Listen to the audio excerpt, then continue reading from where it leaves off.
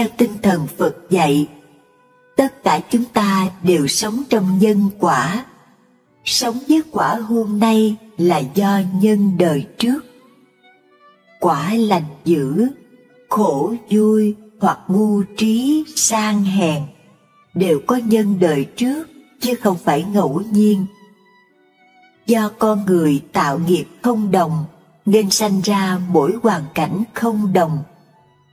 Có những người cùng sanh ra trong một gia đình, một cha mẹ, nhưng có đứa thông minh, có đứa không được thông minh, có đứa giàu, có đứa không làm ăn được. Theo khoa học nói, gen cha mẹ sao thì con cái như vậy. Nhưng đôi khi cha mẹ rất thông minh mà con thì ngu đần. Hoặc cha mẹ không thông minh mà con là thần đồng. Vậy đâu phải do gen. Vì vậy, nếu lấy tinh thần khoa học mà giải thích thì không giải thích hết được. Phật Pháp thấy rõ điều này rất đơn giản. Đều do nhân quả nghiệp báo của con người đã tạo đời trước. Như đời trước đã tạo nghiệp sáng suốt trí tuệ, nên đời này lưu lại, sanh ra người đó phát triển trí tuệ sớm. Có những đứa bé thần đồng, sanh ra đã biết được những điều nó chưa học. Có những người mới gặp nhau lần đầu đã thấy có cảm tình, hoặc mới gặp mà cảm thấy ghét cay ghét đắng. Do cái gì? Do nghiệp duyên đời trước. Ai gần gũi với mình nên gặp nhau đã có cảm tình, còn người kia trước cũng có nghiệp duyên trái nghịch nên thấy lần đầu đã không có cảm tình. Đó là tinh thần nhân quả Phật dạy. Hình tướng mỗi người cũng vậy, hàng triệu người không ai giống ai. Trong Kinh Thập Thiện, Phật dạy Long Dương, Ngài nói: ông có biết trong hội này và trong biển cả, bao nhiêu là hình sắc, chủng loại mỗi khác nhau. Tất cả như thế đều do tâm tạo nghiệp lành hay dữ nơi thân khẩu ý mà ra. Do chúng sinh trước kia tạo nghiệp sai biệt, nên khi sanh ra cũng có những sai biệt. Chúng ta ngồi ở đây, mỗi người đều có tâm tư, suy nghĩ sai biệt nhau, nên hiện ra dáng vẻ khác nhau. Tuy ngồi chung một nơi, nhưng trong tâm mỗi người là mỗi cảnh giới riêng. Như hai đứa trẻ sanh đôi, giống y nhau, nhưng vẫn có một hai điều gì đó khác. Vì tâm tư của mỗi người có những nét khác, nên trên hình tướng cũng có vẻ khác nhau. Phật dạy, mỗi người sanh ra là sống trong nhân quả, sống trong nghiệp lực. Con người không làm chủ được mình, mà do nghiệp làm chủ chúng ta. Người học Phật biết sân giận là xấu, nhưng gặp chuyện thì cũng sân, không làm chủ được. Như người bệnh tiểu đường, biết ăn ngọt là không tốt, nhưng gặp ngọt cũng thèm. Hoặc có những vị nghiện rượu, thuốc, biết là bệnh nhưng không bỏ được, cũng bị nó dẫn. Như vậy, nghiệp làm chủ mình, chứ mình không làm chủ được. Nhà Phật gọi là bị nghiệp sai sử. 2. Tu là chuyển nghiệp. Tu Phật là chuyển nghiệp, vì Phật dạy nghiệp không cố định. Cái gì có sanh thì phải có diệt, nghiệp cũng vô thường. Nghiệp do chúng ta tạo ra thì chính mình có thể chuyển đổi nó. Con người không hiểu, yếu đuối, cứ an phận với nghiệp lực, nên than sao nghiệp tôi nặng quá. Tất cả chúng sanh đều có thể chuyển được hết. Đức Phật là tấm gương cho mọi người. Phật hiện ra nơi đời giống như chúng ta, không phải ở trên trời rơi xuống. Nếu như Ngài ở trên trời hiện xuống thành Phật, thì không ai dám tu theo Ngài, vì nghĩ Đức Phật quá cao siêu, là một vị trời, còn mình ở dưới đất đâu bằng được. Đức Phật đến cuộc đời này là một con người, có cha mẹ sanh ra, lớn lên lập gia đình, sống thụ hưởng ngũ dục trong cung vua. Rồi thái tử đi dạo 4 cửa thành, thấy cảnh già, bệnh, chết. Hình ảnh cho Ngài tỉnh thức là vị Sa môn từng bước ung dung trong cuộc đời. Ngài hỏi Sa môn chân lý để thoát cảnh sanh già bệnh chết. Được Sa môn giải thích con đường tu hành giải thoát, nên Ngài quyết định ra đi tìm cầu chân lý. Con người đã có sanh thì có chết, sanh tử đều có nguyên nhân của nó. Nếu tìm được nhân sanh tử thì sẽ có cách giải quyết quả sanh tử. Theo tinh thần khoa học, quả từ nhân mà có. Như các nhà bác học, thấy bệnh chó dại phải tìm ra nguyên nhân nào gây ra bệnh chó dại. Tìm được con vi trùng chó dại, trừ diệt nó thì sẽ hết bệnh. Phật cũng vậy, Ngài quyết chí vượt thành xuất gia tìm đạo, cuối cùng đến cội Bồ Đề thiền định. Sau đêm 49, Ngài giác ngộ thành Phật, thấy rõ nguyên nhân của sanh tử luân hồi là 12 nhân duyên. Đó là nhân để có sanh tử. Nếu dứt được tập nhân thì giải thoát sanh tử, chứng đạt niết bàn. Ngài thành tựu được, sau đó chỉ dạy cho mọi người như Xá Lợi Phất, Mục Kiền Liên, vân vân, tu chứng A-la-hán, chấm dứt cội gốc sanh tử luân hồi. Như vậy, nghiệp chuyển được, chứ không phải cố định. Mọi người chúng ta khi thấy cảnh người sanh già bệnh chết, nghĩ đó là chuyện thường nên an phận. Ai sanh ra cũng chết, nên mình chết là chuyện thường, không nghĩ gì khác thêm. Nhưng với Thế Tôn, Ngài quyết tìm nguyên nhân để giải quyết dứt điểm nó. Do đó, Ngài vượt lên chuyển được nghiệp. Điều này cho chúng ta thấy rằng, Ngài là con người, Ngài đã làm được, thì chúng ta cũng là con người như Ngài, thì ai cũng có thể làm được. Theo ý nghĩa, Phật là người giác ngộ. Chúng ta là người thì cũng có thể giác ngộ như Phật. Nhưng Phật giác ngộ ở đâu? Ngài giác ngộ từ tâm. Vậy mọi người có tâm thì đều có giác ngộ. Chúng ta học lịch sử Phật, nếu nói lại cho người khác nghe mà dùng từ không chính xác sẽ bảo: Đức Phật có cha là vua Tịnh Phạn, mẹ là hoàng hậu Mai Gia, vợ tên Gia Du, có con là La Hầu La. Nói như vậy là chưa chính xác. Vì Phật làm gì có vợ có con.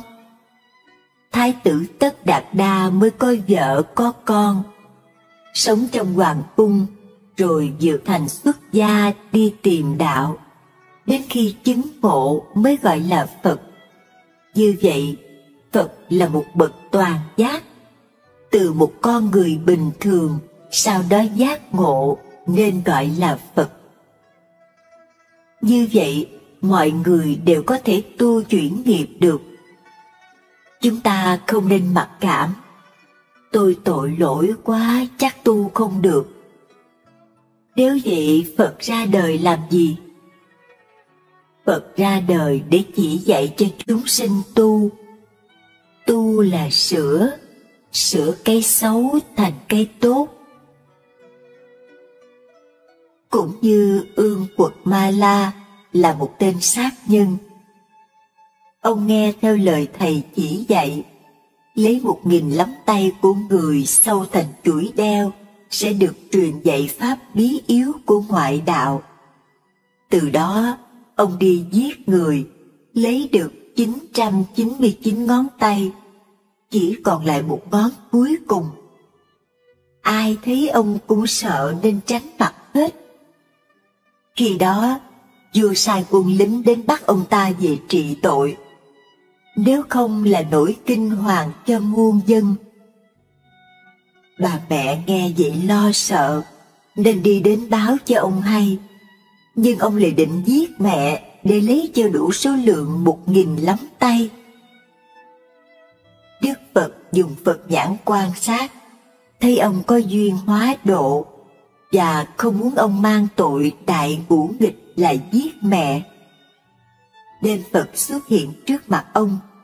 Thế là ông rượt theo Phật. Ông càng rượt, nhưng sao thấy Phật vẫn cách xa, nên mới la lên: Cô Đàm, ông hãy dừng lại.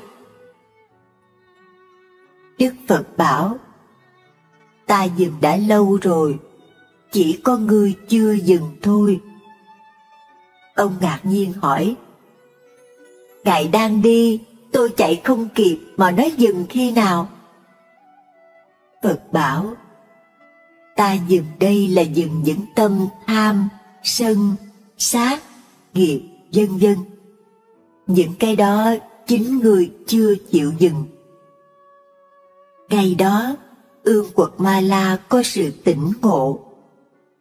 Sau đó Phật thuyết pháp, giáo hóa cho ông, và ông chứng A-la-hán, giải thoát được nghiệp sanh tử. Như vậy, một người dữ tợn cũng có thể chứng thánh, chuyển được nghiệp.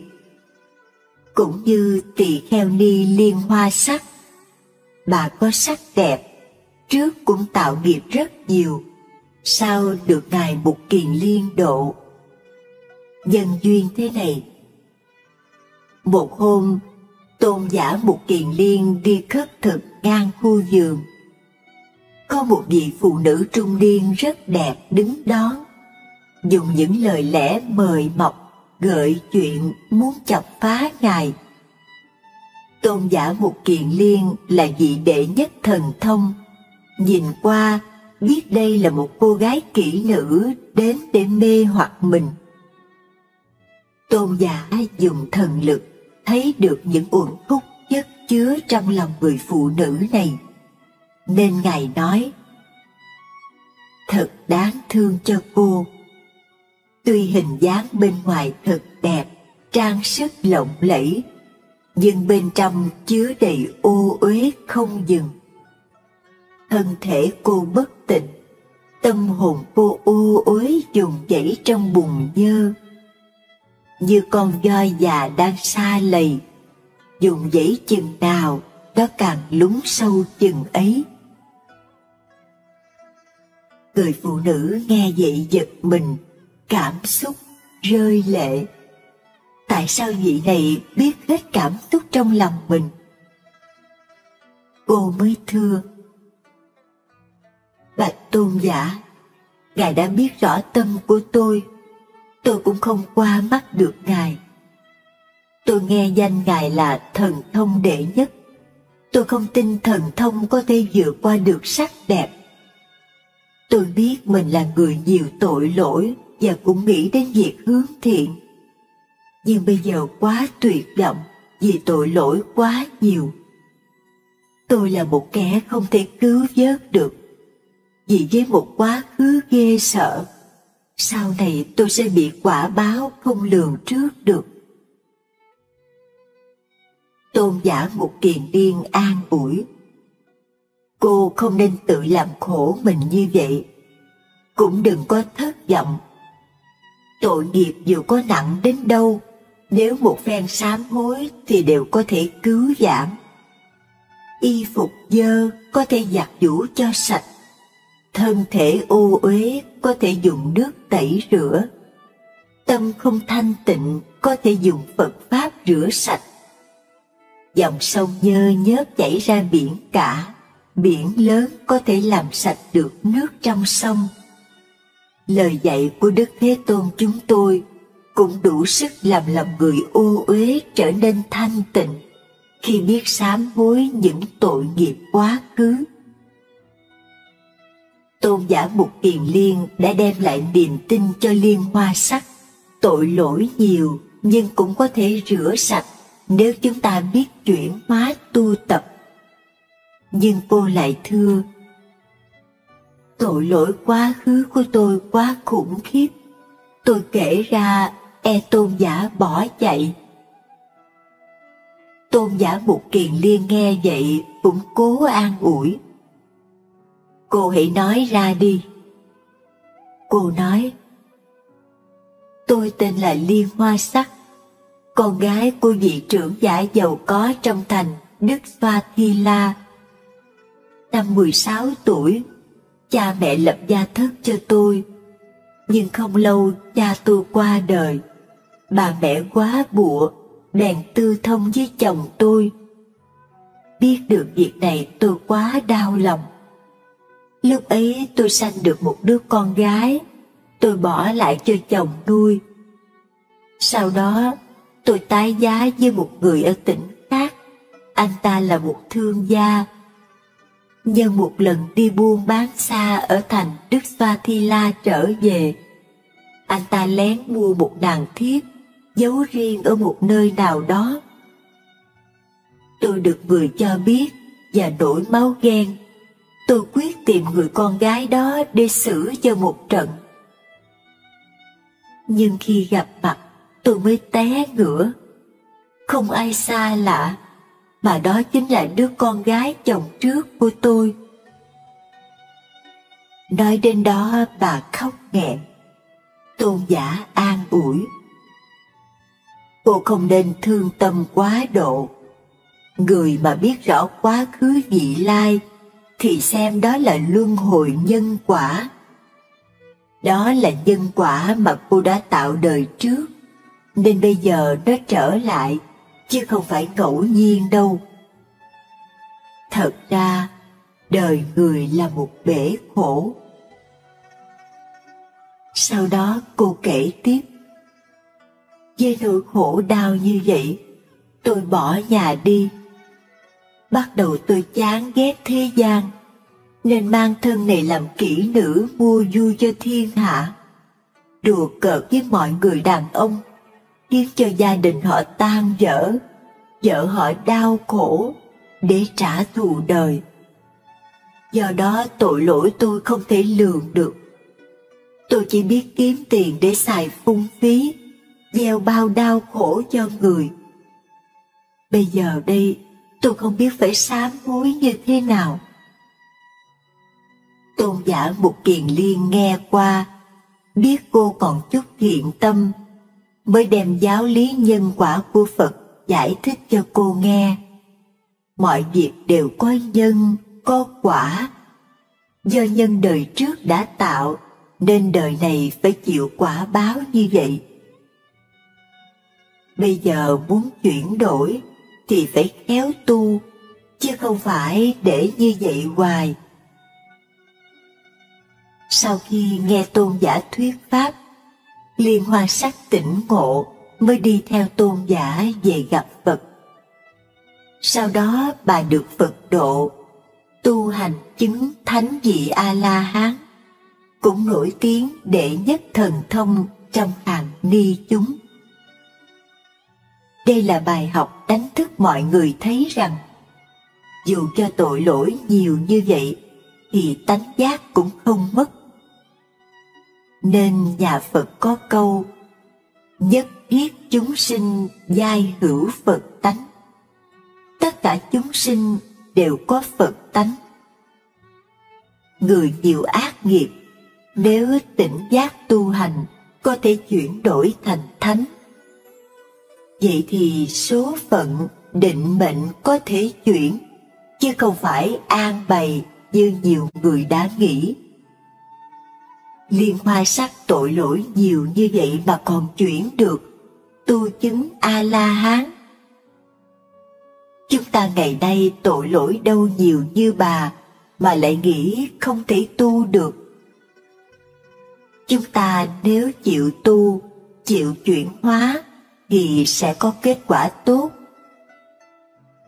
Trong Phật Pháp có tứ chánh cần, tức là 4 điều siêng năng tinh tấn. Thứ nhất là điều ác chưa sanh thì ngăn không cho nó sanh. Thứ hai là điều ác đã sanh rồi thì khéo tinh tấn, siêng năng để trừ diệt nó. Thứ ba là điều thiện chưa sanh làm cho nó sanh. Thứ tư, những điều lành đã sanh làm cho nó phát triển hơn. Vậy thì điều ác chưa sanh, chúng ta ngăn dứt đừng cho nó sanh. Điều ác đã sanh thì chúng ta tinh tấn tu hành trừ cho nó dứt sạch. Những điều thiện chưa sinh làm cho nó phát sinh. Điều thiện đã sinh làm cho nó phát triển lên. Càng phát triển nhiều điều thiện thì điều ác càng bớt. Giống như làm ruộng vườn. Ruộng vườn trồng nhiều hoa quả cây ăn trái thì bớt cỏ. Còn lười trồng hoa quả rau cải thì cỏ hoang mọc nhiều, rắn rết ẩn núp. Cũng vậy, chúng ta tạo nhiều điều thiện thì điều ác bớt lại. Còn điều ác nhiều thì rắn rít ẩn thêm nhiều phiền não, đau khổ. Phật dạy chúng ta phải khéo biết tu để vươn lên, chuyển nghiệp, mới mong đem lại cho chính mình sự an vui vĩnh cửu. Trong Kinh Pháp Cú có dạy: tự mình làm điều ác, tự mình sanh nhiễm ô. Tự mình không làm ác, tự mình thanh tịnh mình. Tịnh không tịnh tự mình, không ai thanh tịnh ai. Nghĩa là mình làm điều ác thì tự mình làm ô nhiễm. Tự mình không làm ác, tức là làm điều thiện, là tự thanh tịnh cho mình. Tự mình làm cho mình trong sạch, thanh tịnh hay không thanh tịnh là quyền của mình. Phật không đem đến thanh tịnh cho mình, mà Ngài chỉ dạy cách thức làm cho mình thanh tịnh. Phật chỉ con đường cho chúng ta đi, nên gọi Phật là Đại Đạo Sư. Phật là Đại Y Dương, vị thầy thuốc cho thuốc chúng sinh để uống. Chúng sinh có uống thì mới hết bệnh được, không uống thì vẫn bệnh. Tịnh hay không tịnh là tự mình. Phật đem lại niềm tin cho mọi người, để tự mình có niềm tin tiến lên, vì nghiệp từ tâm mà tạo.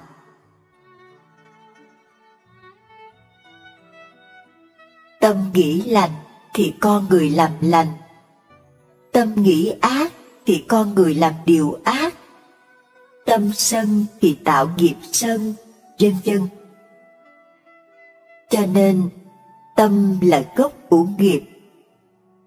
Muốn chuyển nghiệp thì phải chuyển từ tâm, không nên lo chuyển cảnh ở bên ngoài. Chúng ta nóng giận rồi mua trái cây cúng Phật, cầu Phật cho con đừng nóng giận. Được không? Nóng giận là từ tâm của chúng ta. Chúng ta đi chùa học Phật, nhớ lời Phật dạy. Nóng giận là nhân xấu, tạo thành những quả xấu cho mình. Luôn nhớ vậy thì sẽ bớt giận.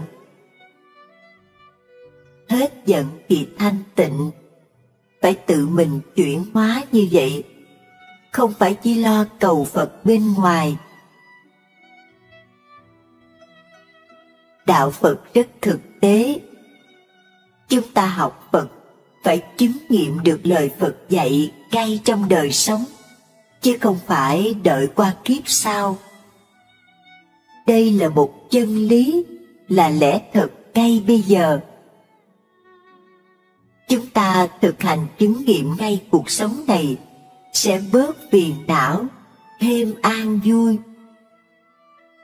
Chúng ta tu là phải sáng suốt, thấm được giá trị của Phật Pháp, mới thấy Phật Pháp cao quý biết chừng nào, và càng vững niềm tin bằng trí tuệ chân thật.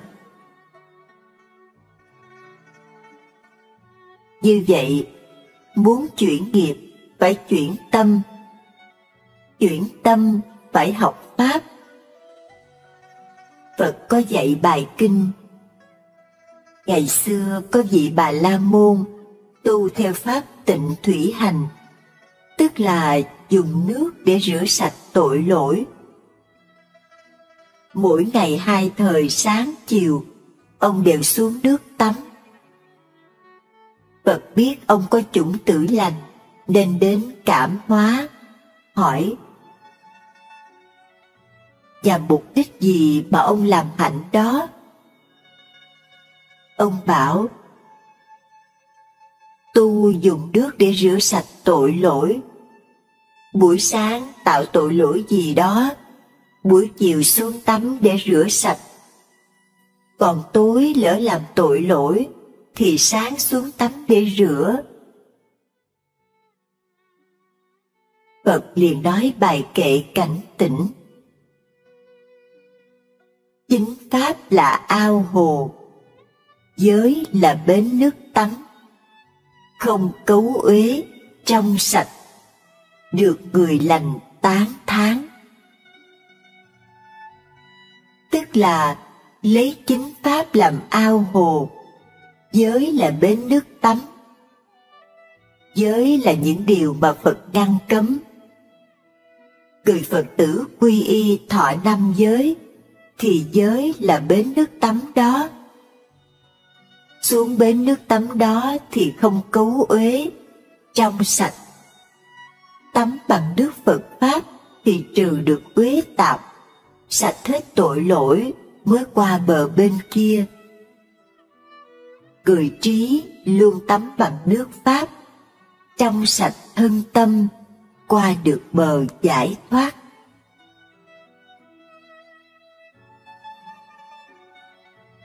Ba, không lầm nhân quả. Như vậy, muốn vui phải tránh tạo nhân ác, muốn hạnh phúc phải tạo nhân lành nhân tốt. Đó là nhân quả rõ ràng. Người không hiểu đạo, khi gặp đau khổ chỉ biết than trời trách Phật. Trái lại, người hiểu đạo, khi khổ họ biết đây là nhân mình đã tạo đời trước. Khổ này là quả phải trả cho xong. Giống như chúng ta đã vay nợ, bây giờ người ta đòi thì phải trả cho hết. Nếu người ta đòi mình không thèm trả, còn cãi lại, thì nợ càng chồng thêm, khổ càng thêm khổ. Chúng ta biết rõ là nhân đời trước đã gieo, bây giờ vẫn dục trả, đồng thời tạo nghiệp lành, thì mới mong bao hết nợ. Ngài Huyền Trang từ Trung Quốc sang Ấn Độ tìm học kinh điển của Phật. Khi Ngài đến Đại học Nalanda, gặp luận sư Giới Hiền. Lúc đó sư trên 100 tuổi. Khi luận sư Giới Hiền gặp Ngài Huyền Trang, sư cảm động rơi nước mắt. Trong chúng mới hỏi tại sao. Ngài Giác Hiền thay sư thuật lại. Trước kia, Hòa Thượng có bệnh thấp khớp, đau nhức mình mẩy rất khổ sở suốt 20 năm. Thuốc men gì cũng không hết, Có lúc buồn quá, Hòa thượng muốn nhịn ăn cho chết sớm. Nhưng Hòa thượng nằm mộng, thấy ba vị hình tướng trang nghiêm rất đẹp. Một vị là Bồ Tát Di Lặc, một vị là Bồ Tát Quán Âm, một vị là Bồ Tát Văn Thù. Bồ Tát Văn Thù nhắc nhở Hòa thượng: thân người là vô thường, mỏng manh, đáng chán, nhưng không bảo hủy hoại thân này. Thân này như chiếc bè gỗ để mình qua sông. Nếu qua sông bị chới giới, bị chìm thuyền, mà gặp khúc gỗ mục cũng phải ôm để vào bờ. Cũng vậy, chúng ta phải tạm mượn thân này để tu hành. Không nên bám chắc vào nó quá, cũng không nên ghét bỏ nó, làm cho thân hủy hoại. Sở dĩ bị thế này, vì đời trước, ông là vị quốc vương chinh chiến nhiều, làm não hại vô số chúng sinh. Nhân quả phải trả, đáng lẽ phải đọa, nhưng do đời nay ông biết tu, nên chuyển thành nghiệp bị bệnh đau nhức, giống như những mũi tên đâm. Đó là chuyển nghiệp nặng thành nghiệp nhẹ. Ông hãy nhẫn nại mà lo hoằng pháp. Thời gian sau, sẽ có một vị tăng từ Trung Hoa qua học pháp. Ông tận tình chỉ dạy cho vị đó, thì nghiệp của ông sẽ hết. Bây giờ gặp Ngài Huyền Trang qua, đúng như những gì trong mơ đã thấy, nên Hòa thượng xúc động khóc. Như vậy, Ngài Giới Hiền biết rõ nghiệp quả của mình rồi, thì nhẫn nhục chịu, nỗ lực tu, nên dần dần hết nghiệp. Người học Phật hiểu rõ tất cả đều do nhân quả, đều có nhân duyên, không có gì là tự nhiên cả. Tổ Bồ Đề Đạt Ma có dạy: người tu hành khi gặp phải những cảnh khổ phải tự nghĩ rằng ta từ trong vô số kiếp lâu xa đã bỏ quên gốc, chạy theo ngọn, nên bị trôi nổi lang thang trong các cõi. Trong đó, phần nhiều chúng ta đã giấy tạo bao nhiêu điều trái nghịch, oán ghét, hận thù. Nay đây tuy không có phạm phải, nhưng đó là quả ương từ nhiều đời trước. Khi quả đã chín mùi thì sẽ rụng xuống, chứ chẳng phải là trời thần hay người nào đem đến cho mình. Khi quả trổ thì chúng ta sẵn lòng nhận chịu, không nên sanh tâm oán trách. Kinh nói, gặp khổ chẳng lo buồn. Tại sao? Vì biết thấu suốt duyên cớ của nó. Tổ dạy, nếu trong đời này chúng ta tu hành có gặp cảnh khổ, thì phải nhớ rằng mình sống trong biển khổ, luân hồi sinh tử này, đâu phải lúc nào chúng ta cũng tạo điều lành, điều tốt. Có khi tạo những điều oán ghét, oan trái với người mà chúng ta đâu nhớ. Bây giờ quả đã đến để đòi, chứ không gì khác. Do đó, chúng ta phải nhẫn chịu để tạo nghiệp lành, chuyển oán trách khổ đau thành hoan hỷ an vui, mới mong hết nghiệp. Phật dạy nhân quả có 3 đời: quá khứ, hiện tại, vị lai. Đời này con người không làm điều ác, nhưng đời trước đã tạo những điều ác đó. Nay quả đời trước đã chín, nên chúng ta phải hái nó trước. Đồng thời, đời nay chúng ta tạo những điều lành, thì như mới trồng cây.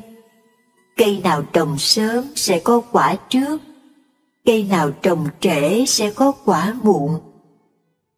Khi hiểu rõ nhân quả, chúng ta sẽ có niềm tin trong sáng vào Phật Pháp, hiểu nhân quả rồi, thì gặp nghịch cảnh, biết đây là quả của mình đã tạo ở đời trước, mau mau tạo điều lành để chuyển dần thôi. Cũng như Phật dạy, tu phước tích thiện sẽ chuyển nghiệp nặng thành nghiệp nhẹ. Như chú Sa Di còn 7 ngày nữa sẽ chết. Thầy của chú đã chứng đạo, biết quá khứ vị lai, nên cho chú về thăm nhà 7 ngày. Trên đường về thăm cha mẹ, chú Sa Di đi qua con suối, thấy bầy kiến bị cuốn chới với giữa dòng nước. Chú thấy cảm thương nên bẻ nhánh cây khô thả xuống, cho kiến theo nhánh cây bò lên bờ. Xong việc chú về nhà. Lâu ngày về thăm nên cha mẹ giữ chú lại thêm ít bữa. Khi chào cha mẹ về tới chùa thì quá 10 ngày. Ông thầy ngạc nhiên, tính có 7 ngày là chú sẽ chết, mà sao giờ quá hạn, thấy chú vẫn bình an. Vị thầy mới hỏi, trên đường đi con có làm điều gì lạ không? Chú Sa Di đáp, dạ không. Thầy hỏi lại bảo chú nhớ kỹ xem. Chú chợt nhớ bèn thưa, à, trên đường về thăm cha mẹ, con đi qua dòng suối, thấy bầy kiến đang chết đuối giữa dòng. Thấy thương nên con bẻ nhánh cây khô cho nó bò lên. Ông thầy bảo, đó là phước lành con đã tạo, khiến thêm tuổi thọ cho con. Vì cứu được bầy kiến, tạo công đức lành, mà chuyển đổi được nghiệp yếu mạng cho con. Vì vậy, luận trên nhân quả, chúng ta khỏi phải đi coi thầy bói, chỉ lo tu tạo công đức lành tốt thì sẽ chuyển đổi được nghiệp lực của chúng ta. 4. Tóm kết. Nghiệp do chính chúng ta tạo. Hiểu như vậy, chúng ta sẽ không đổ lỗi cho ai. Đồng thời cũng là trả lại quyền tự chủ cho mình. Mình làm thì mình chịu, rồi mình tự cải tạo đời sống để tiến lên, lấy lại niềm tin cho chính mình. Phật dạy, ai cũng đều có Phật tánh. Đó là đức tánh sáng suốt, chứ không phải xấu xa. Dù là tên ăn trộm tội lỗi, nhưng người đó cũng có cái tâm lành. Tên trộm đâu muốn mình thành người xấu, biết ăn trộm là xấu nên mới lén rình lấy. Tuy biết vậy, nhưng bị nghiệp làm chủ rồi dẫn đi. Vô minh che nhiều quá, chứ cũng biết đó là điều xấu. Trong sâu thẳm nội tâm của mỗi người đều có tánh thiện. Nếu chúng ta biết khai thác, phát huy, thì những điều xấu này sẽ chuyển dần thành tốt. Đó là tu. Mỗi người đều có cái gốc tốt lành để phát triển. Phật là từ chúng sinh giác ngộ tiến lên thành Phật. Phật biết phát triển sớm và chỉ đường cho chúng sinh, để ai cũng biết phát huy ra điều đó để tu thành Phật. Vua Trần Nhân Tông khi đi tu, Ngài giác ngộ có làm bài kệ về cư trần lạc đạo. Ở đời vui đạo hễ tùy duyên, đói đến thì ăn, mệt ngủ liền. Trong nhà có báu, thôi tìm kiếm. Đối cảnh vô tâm, chớ hỏi thiền. Trong nhà có báu. Báu đây không phải vàng bạc, hột xoàn, kim cương, mà là mọi người đều có Phật tánh. Tánh giác sáng suốt là của báu. Báu trong Phật Pháp không cần tìm kiếm ở bên ngoài, mà phải biết phát huy, khai triển nó ra thì sử dụng được. Đó là chuyển những tập nghiệp, chuyển chúng sinh thành thánh hiền. Ngược lại, nếu người cứ chôn vùi của báu, tất nhiên làm mãi chúng sinh. Chúng ta phải có niềm tin tiến lên, khai thác được của báu trong nhà để dùng mãi không hết. Như vậy, Phật đã chỉ đường, đã trao thuốc cho chúng sinh rồi. Việc còn lại là tự mỗi người lấy thuốc ra uống cho mau hết bệnh. Phải tự lực đi bằng đôi chân của chính mình mới mong mau về nhà. Vậy mong rằng tất cả khéo tu tập, phát triển thiện tâm của mình, tiến lên trên đường học Phật. Ngõ hầu mang lại lợi ích cho chính mình, đồng thời tác động đến mọi người xung quanh, để ai ai cũng cảm nhận được giá trị thiết thực của Phật Pháp. Từ đó, con người gầy dựng niềm tin, hướng về ánh sáng Phật Pháp để chuyển hóa khổ đau, sống đời an lạc. Được như vậy, chúng ta sẽ làm tăng trưởng công đức, gián tiếp truyền bá Phật Pháp, xứng đáng là người đệ tử Phật. Cái mê truyền kiếp. Một La Mã, thế nào là cái mê truyền kiếp? Quý vị biết cái mê truyền kiếp là thế nào không? Tức là cái mê từ đời này truyền qua đời kia, truyền mãi đến nay. Chúng ta ngồi đây mà nó cũng còn đó không dứt. Ai sanh ra đời cũng đều có cái mê này, nên gọi đó là truyền kiếp. Vậy cái mê truyền kiếp là gì? Tức tình chấp ngã, cái mê chấp ngã. Và người nào còn đi trong sanh tử luân hồi cũng đều mang theo cái mê này.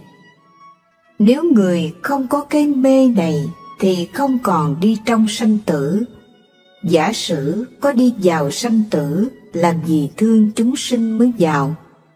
Trong Pháp 12 nhân duyên, vô minh là gốc của luân hồi, mà vô minh là mê, tức là ngay một niệm mất giác ban đầu, quên mất tánh chân sẵn có của chính mình, từ đó mang theo cái mê này đi mãi trong luân hồi. Chỉ do niệm bất giác mà chúng ta đã mang cái mê đó đồng hành với nó, lấy nó làm chủ cuộc sống và tiếp tục cuộc hành trình vô hạn định này. Quý vị kiểm thật kỹ xem, mình đang sống là sống vì cái gì? Có người nói sống vì sự nghiệp, vân vân. Nhưng thật ra chúng ta sống vì cái ngã. Nếu không có cái ngã, không có cái tôi, thì lấy gì để sống? Do đó, người đời vừa mở miệng thì tiếng tôi là đầu tiên, là chủ từ. Thí dụ như mục đích quý vị đến đây là gì? Vì tôi đi nghe Pháp, rồi tôi ăn, tôi mặc, tôi đi làm, tôi buồn, tôi vui, tôi tạo sự nghiệp. Cái gì cũng lấy tôi là chủ từ hết. Biết bao những sự buồn vui, giận ghét, hơn thua, phiền hận, cho đến những mưu toan, tính toán trong cuộc sống cũng đều vì cái tôi. Trong kinh kể câu chuyện về vua Ba Tư Nặc và bà Mạc Lợi, phu nhân cùng luận đạo. Một hôm, vua hỏi bà: trên đời này, ái khanh thương yêu ai nhất? Bà đáp: dĩ nhiên thần thiếp thương yêu bệ hạ nhất. Rồi bà mới hỏi lại: còn bệ hạ, chẳng hay bệ hạ thương yêu ai nhất? Vua đáp: trẫm thương yêu ái khanh nhất chứ còn ai nữa. Nhưng bà lại nói thêm: tâu bệ hạ, nếu bệ hạ cho phép thì thần thiếp sẽ nói khác đi một chút. Vua hơi ngần ngừ, nhưng cũng nói, được, Ái Khanh cứ nói. Bà thưa, muôn tâu bệ hạ, thực ra trên cõi đời này, thần thiếp chỉ thương yêu thần thiếp nhất thôi. Vua không hiểu, nói, Ái Khanh có thể nói rõ cho trẫm hiểu không? Bà mới giải thích, bởi vì thần thiếp thương yêu chính mình, nên muốn bệ hạ ban bố cho thân của thần thiếp được hạnh phúc, được nhiều an vui, mà muốn được như vậy thì thần thiếp phải thương yêu bệ hạ. Có vậy bệ hạ mới thương yêu, rồi ban bố cho thần thiếp hạnh phúc, cái này cái kia. Cho nên vì yêu thương mình mà thần thiếp yêu thương bệ hạ, cũng như bệ hạ cũng chỉ yêu thương mình bệ hạ thôi. Để làm rõ việc này, thần thiếp xin thí dụ, nếu như thần thiếp lại đi yêu thương một người khác thì bệ hạ sẽ nghĩ thế nào? Có phải là bệ hạ sẽ chém đầu thần thiếp hay không? Nghĩa là, nếu thực sự bệ hạ thương yêu thần thiếp bậc nhất, thì trước sau gì vẫn yêu thương, cớ sao lại phải chém đầu? Đó là lẽ thật. Vua Ba Tư Nặc mới hiểu ra. Sau đó hai người cùng dẫn nhau đến gặp Phật, rồi thuật lại việc bàn luận, xin Phật xác minh. Phật xác nhận lời của bà Mạc Lợi phu nhân đúng, và nói bài kệ: tâm ta đi cùng khắp tất cả mọi phương trời, cũng không tìm thấy được ai thân hơn tự ngã đối mọi người. Quá thân thiết như vậy, vậy ai yêu tự ngã, chớ hại tự ngã người. Phật dạy là tâm chúng ta đi khắp tất cả mọi phương trời, và xét kỹ thì không ai thân yêu hơn tự ngã của mình, bởi tự ngã đối với mọi người quá thân thiết như vậy, ai cũng yêu thương tự ngã của mình. Theo tâm lý ở thế gian, nếu mình yêu tự ngã của mình, thì người khác cũng yêu tự ngã của người khác. Vì vậy, mình yêu tự ngã của mình, thì chớ làm hại, làm tổn thương đến tự ngã của người khác. Quý vị thấy Phật dạy rất là công bình.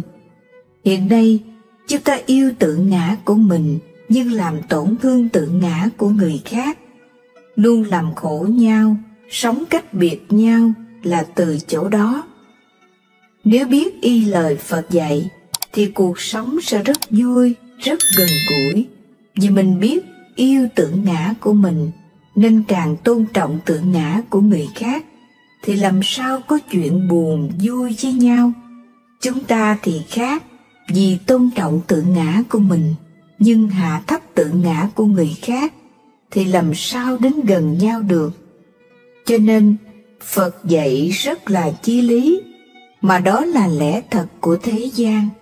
Nếu lấy kinh nghiệm đó để sống, và biết rõ ai cũng có cái ngã hết, thì đừng quá chủ quan, chỉ biết có mình mà không biết người, rồi gây đau khổ cho nhau.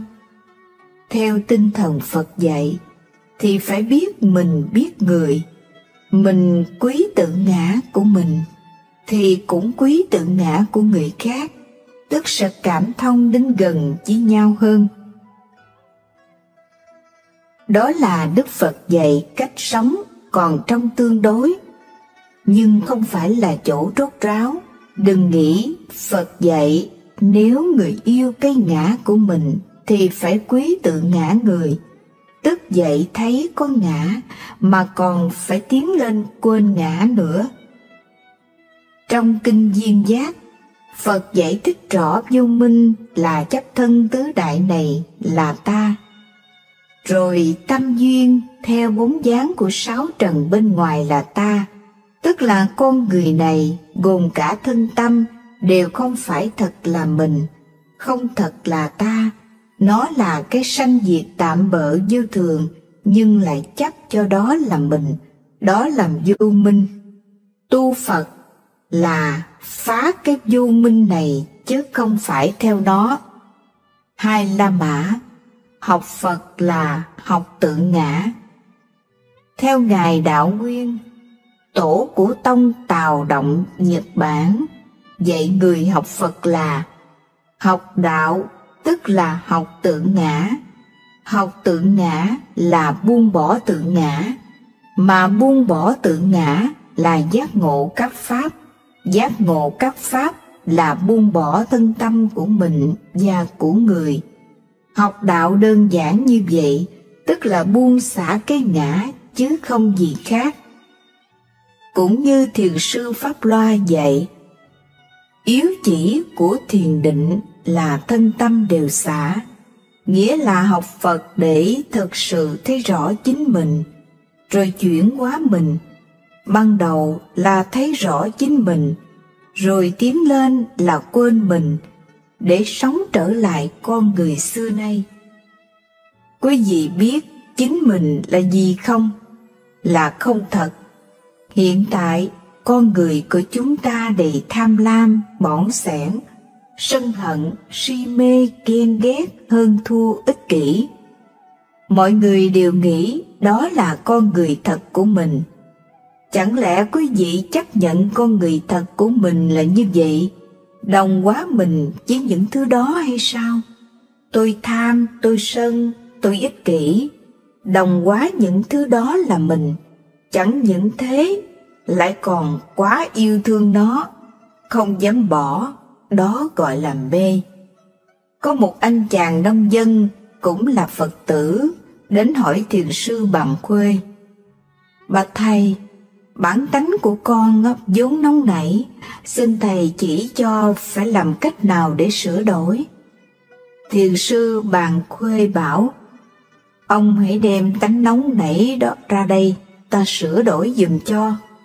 Anh nông dân thưa: bạch thầy, không được, bây giờ thì nó không có, nhưng mà khi gặp duyên, đụng chuyện thì nó mới hiện ra. Thiền sư Bằng Khuê mới xác định, nếu vậy ngay bây giờ nó không có, chỉ khi nào gặp chuyện thì nó mới hiện. Vậy là chính khi ông và người khác tranh chấp với nhau thì mới tạo ra nó. Thế mà ông lại nói nó là vốn sẵn. Ông đã đổ lỗi lầm cho cha mẹ, thật là quá bất công. Trước ông nói tánh nóng có sẵn, nhưng bảo đem ra thì đem không được, chỉ khi gặp duyên mới hiện. Vậy sao ông nói là vốn sẵn? Nếu ông nói như vậy là đổ lỗi lầm cho cha mẹ sanh ra cái đó, thật là quá bất công. Khi ấy ông có tỉnh. Đó là cái lầm xưa nay của tất cả chúng ta. Ai cũng nghĩ nóng nảy là cái tánh của mình, sẵn ở trong mình rồi, thương yêu không dám bỏ. Ở đây, Ngài Bàn Khuê chỉ cho thấy rõ, lẽ thật là nó chỉ là cái đem vào sau này, chứ không phải là cái sẵn có từ ban đầu, nên bảo đem ra thì đem không được. Nếu đã có sẵn thì lấy đem ra thôi. Còn đây khi gặp duyên, xúc cảnh thì nó mới có. Vậy là nó có theo duyên, duyên qua rồi thì mất. Rõ ràng nó không phải là bản tánh, không phải là cái thật nơi mình. Nhận rõ như vậy thì không có lầm chấp nó là mình. Nếu nó không phải là cái sẵn có, cái cố định nơi mình, thì mình có thể chuyển, và nó có thể hết.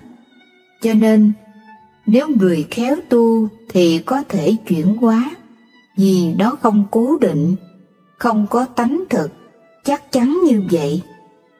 Đây chính là chỗ lầm chấp ngã. Từ lầm chấp này khiến chúng ta sống ngăn cách với nhau, rồi thu hẹp lại với nhau từ cái lầm đó.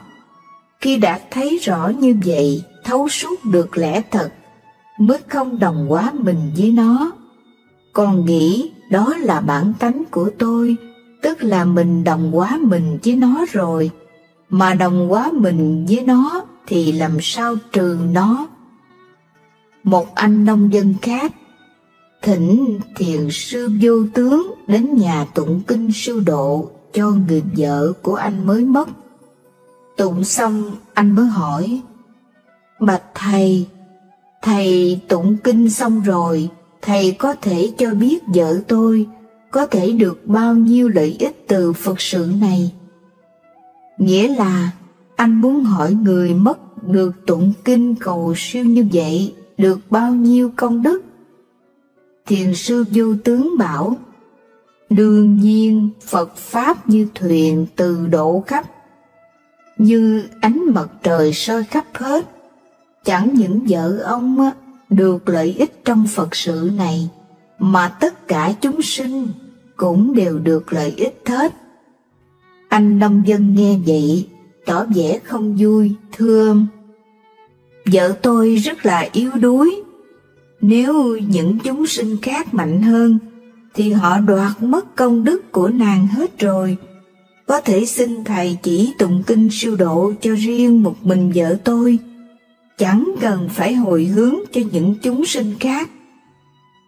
Thiền sư Vô Tướng nghe qua thương xót, nên từ bi giải thích rằng chuyển công đức của mình đến cho người khác, khiến cho mỗi một chúng sinh đều được thấm nhuần lợi ích.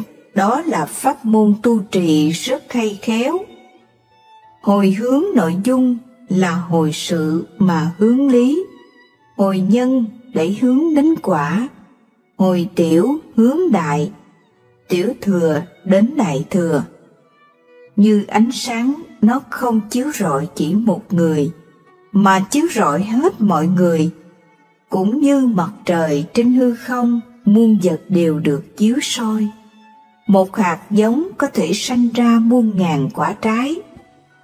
Ông nên dùng sự phát tâm như là đốt một ngọn nến, rồi mồi vào cho ngàn ngàn muôn muôn ngọn nến khác, thì chẳng những càng thêm sáng chói, mà bản thân ngọn nến cũng không do đó mà giảm bớt ánh sáng.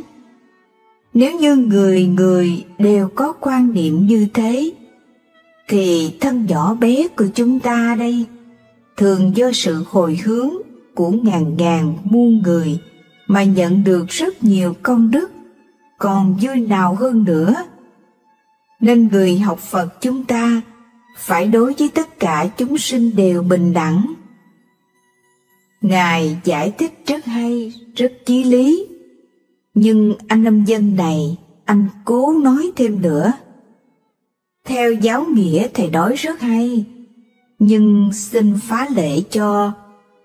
Vì hàng xóm của con, có lão họ Triệu đối xử với con thật quá xấu. Có thể nào trong số chúng sinh đã hồi hướng đó loại trừ ông ta ra được không? Thiền sư Vô Tướng nghiêm giọng bảo: đã nói là tất cả, tại sao lại còn có trừ ra? Qua câu chuyện chúng ta thấy rõ, cũng vì cái ngã, cái tôi này, nên lòng thương thu hẹp lại. Nếu làm Phật sự là làm việc lành, mà vẫn có tâm như vậy, thì phước đức người này ra sao? Dĩ nhiên là bị thu hẹp nhỏ rồi. Cho nên tu học là để thấy rõ những ý nghĩa chân thật đó, để tâm mình mở rộng hợp với đạo hơn. Cũng như câu chuyện cô Ni có tượng Phật mũi đen, tức là một cô Ni có tượng Phật rất đẹp lại quý. Cô thường lau chùi, thắp hương trầm, đặc biệt trân trọng cúng dường lên tượng Phật đó. Sau cô đổi đến ngôi chùa khác, và cũng mang tượng Phật đi theo. Chùa này thờ nhiều Phật. Cô tôn trí tượng Phật của cô ngay giữa bàn thờ, và chọn trầm hương thượng hạng đốt cúng Phật. Chánh điện thờ nhiều Phật. Cô nghĩ nếu khi đốt hương cúng ông Phật của cô, thì hương sẽ bay qua phía khác rồi các vị Phật kia sẽ ngửi hết, Phật của cô không có phần. Thế là cô làm một cái phễu, một đầu to, một đầu nhỏ, để khói hương bay vào trong đầu to, còn đầu nhỏ thì đưa lên thẳng lỗ mũi ông Phật của cô. Vậy là bảo đảm ông Phật của cô sẽ hưởng mùi hương đầy đủ, khỏi bị phân chia. Lâu ngày, khói đóng tượng Phật của cô nên lỗ mũi bị đen, trở thành ông Phật mũi đen. Như vậy, cái nhân thắp hương cung kính tưởng đến Phật cúng dường rất quý, nhưng lại vì mình thu hẹp vào tượng Phật của mình, nên kết quả cũng thu hẹp, và cuối cùng thành ông Phật mũi đen.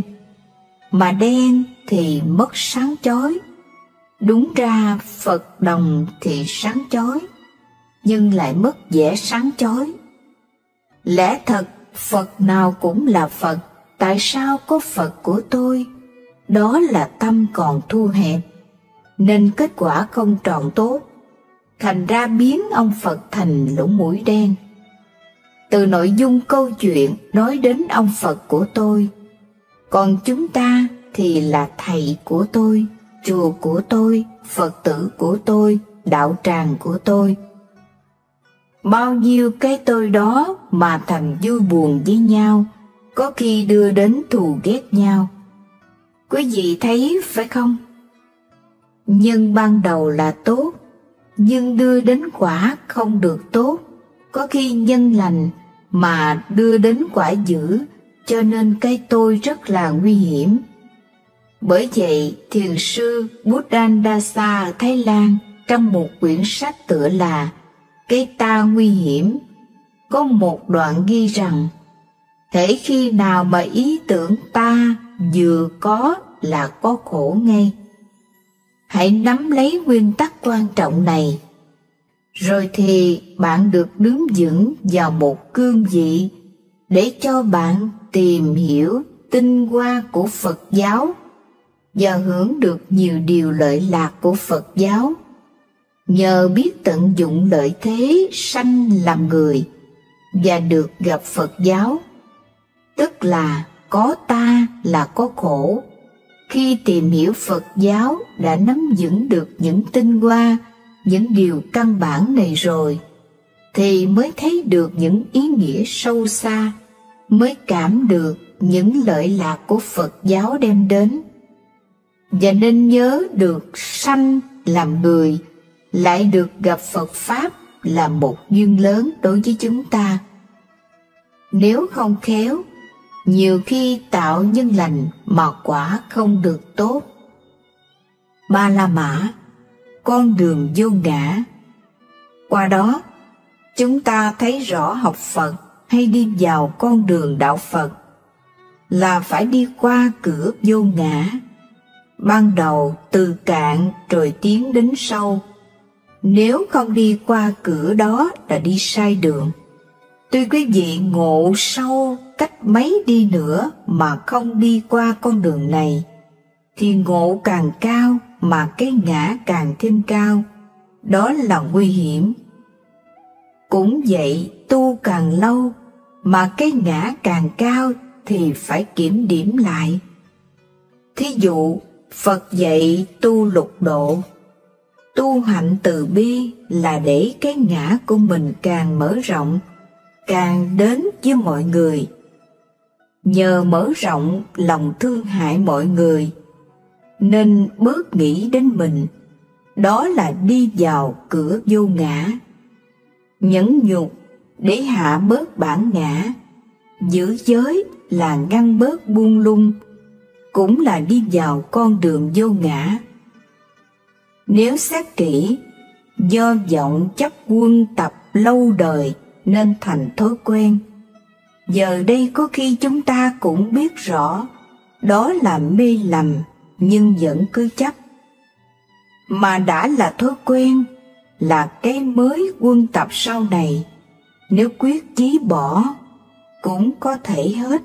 Đừng sợ nó không hết, bởi đó chỉ là lầm chấp thôi. Chẳng hạn, quý vị thấy thân này là đất nước, gió lửa, là những thứ vô tri hợp thành. Nói tế nhị hơn, những chất cứng trong thân như xương, lông, tóc là đất, máu là nước, lửa là hơi ấm, nhiệt độ trong người. Còn gió là những chuyển động trong thân như là mạch nhảy, tim đập, thì bốn thứ đó nó đâu có hiểu biết. Quý vị kiểm lại thử mấy dòng máu, mấy sợi tóc, mấy đốt xương, mấy hơi ấm, nó có biết gì đâu. Chẳng lẽ ta là cái đó hay sao? Còn tâm này, khi có khi không, luôn thay đổi sanh diệt nên vô thường. Vừa mới nghĩ điều này, liền nghĩ qua việc khác, luôn luôn như vậy. Một ngày có thể nghĩ và thay đổi hàng ngàn hàng vạn điều nghĩ. Như vậy, niệm nào là ta? Xét kỹ, nó là những bóng chập chờn vậy thôi.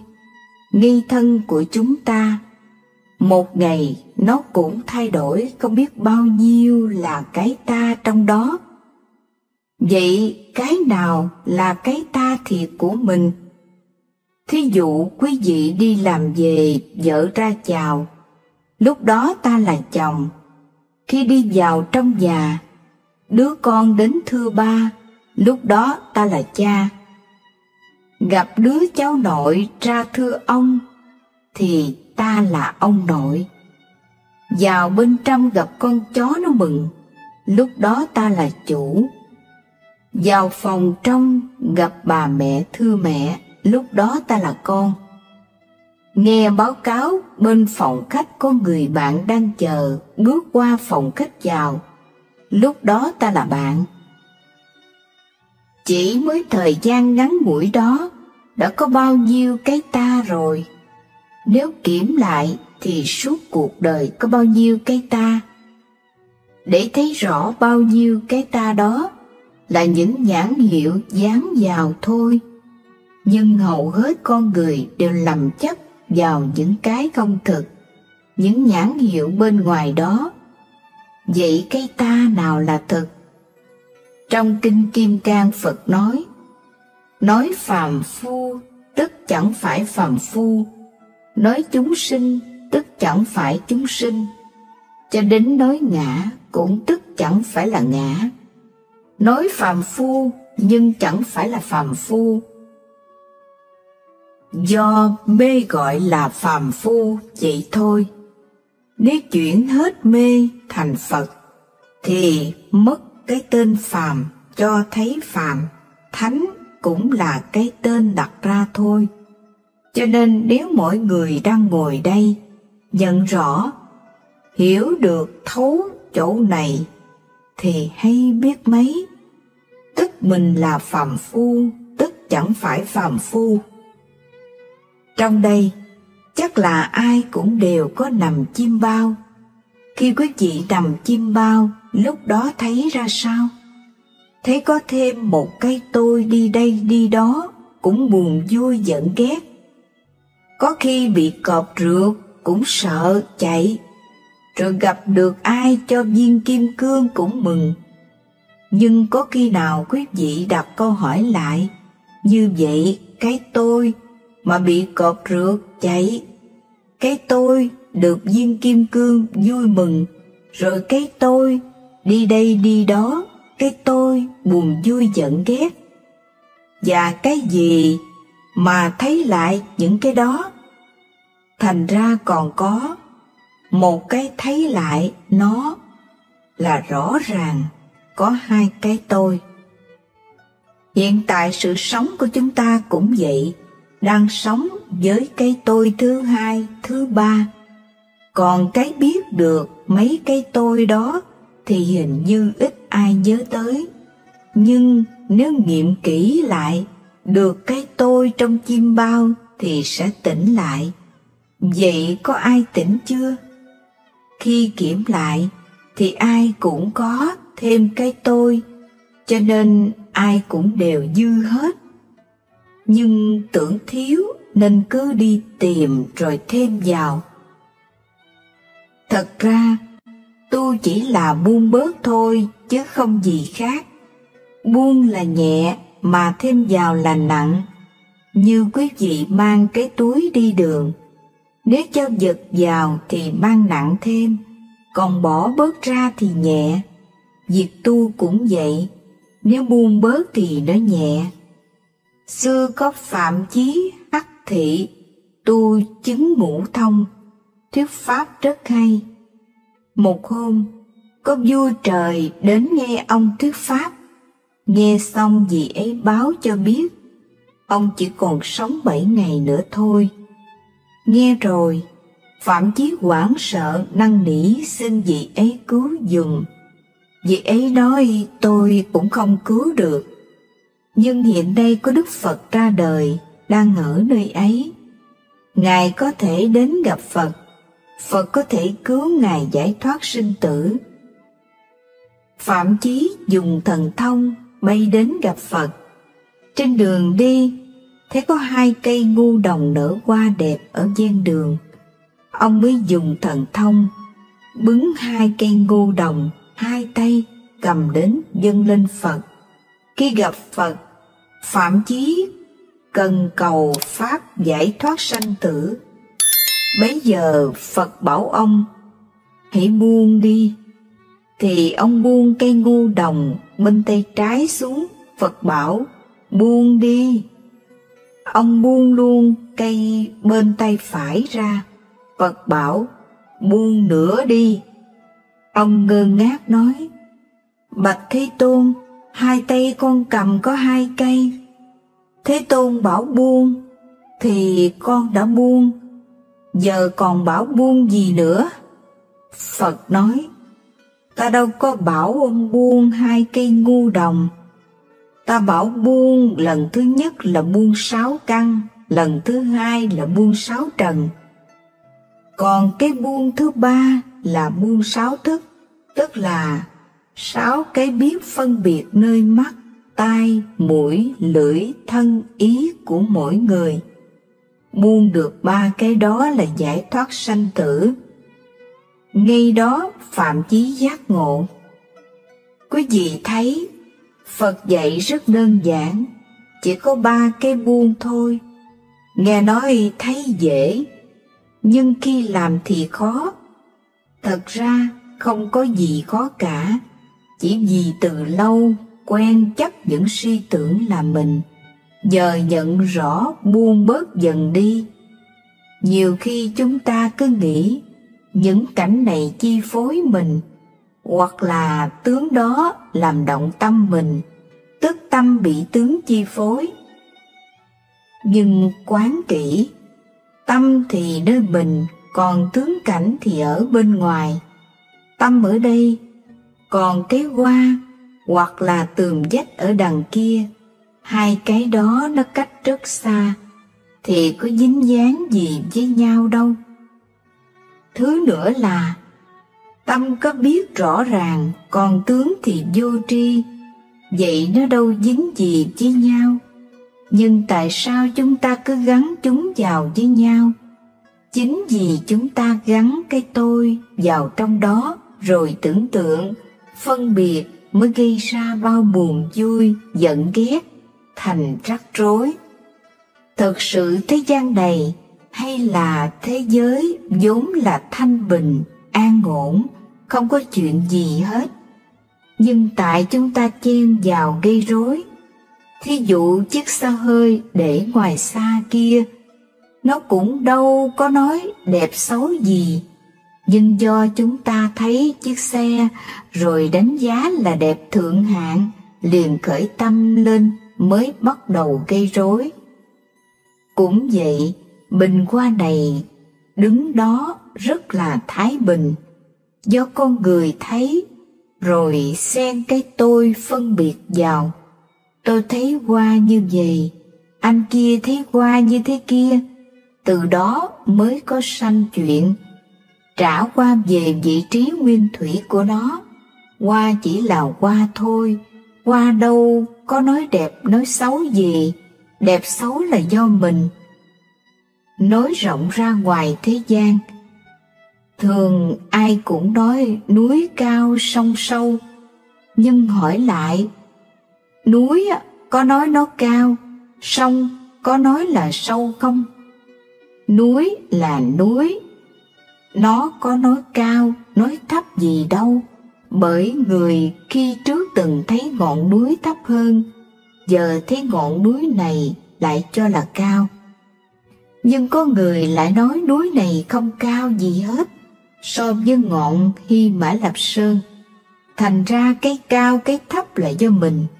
Ví dụ 2 cây thước dài để gần cây thước ngắn thì nó thành dài, nhưng mà để gần cây thước dài hơn thì nó thành ngắn, cho nên dài ngắn đâu cố định.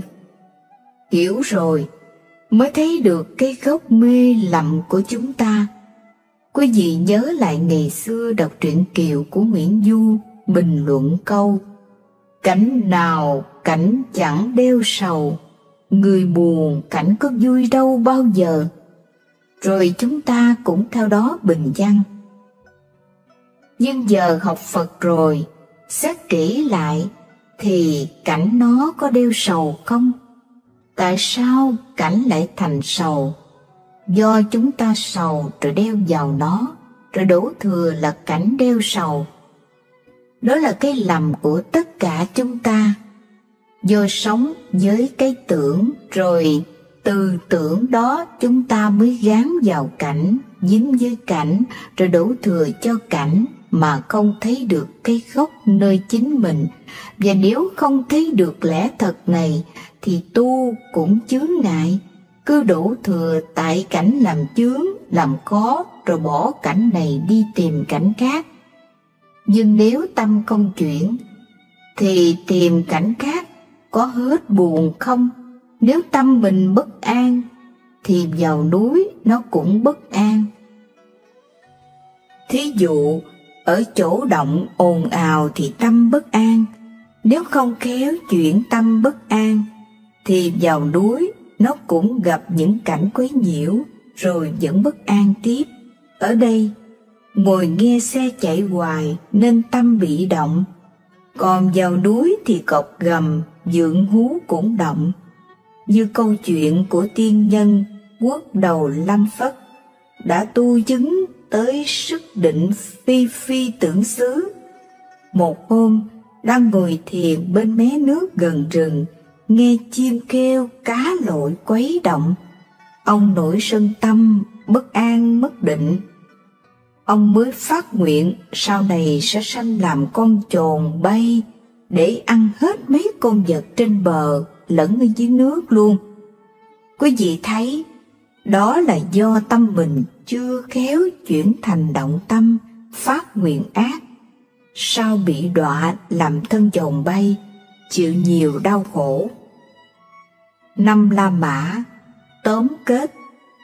Tóm lại, chính tình chấp ngã là cái mê truyền kiếp, từ kiếp này dẫn qua kiếp khác, từ đời này qua đời khác không dứt, nên vẫn mãi đi trong luân hồi. Chúng ta học Phật là học trí tuệ, học giác ngộ, chứ đâu phải học cái mê. Khi thấy rõ được cái lầm đó thì phải giải trừ, phải cởi mở. Dù chưa thể dứt hết tình chấp như bậc thánh, nhưng phải cởi mở dần thì đó mới là đường đi của mình. Mỗi ngày phải cởi mở, buông xả cho nó nhẹ bớt, thì đó là đi đúng con đường an vui chân thật. Nếu quý vị bớt chấp ngã một phần là cuộc sống chúng ta gần với nhau phần đó, thì có vui không? Nhờ vậy phiền não nhẹ bớt, đó là lẽ thật. Mong rằng mỗi người nghe rồi học kỹ, hiểu sâu lẽ thật này và khéo ứng dụng để cuộc sống được cởi mở, nhẹ nhàng và thực sự bớt khổ, sống gần với nhau hơn. Cảm ơn bạn đã lắng nghe. Nếu hài lòng, hãy bấm đăng ký kênh nhé. Like và chia sẻ video với người thân và bạn bè. Hẹn gặp lại các bạn trong video lần sau. Tạm biệt.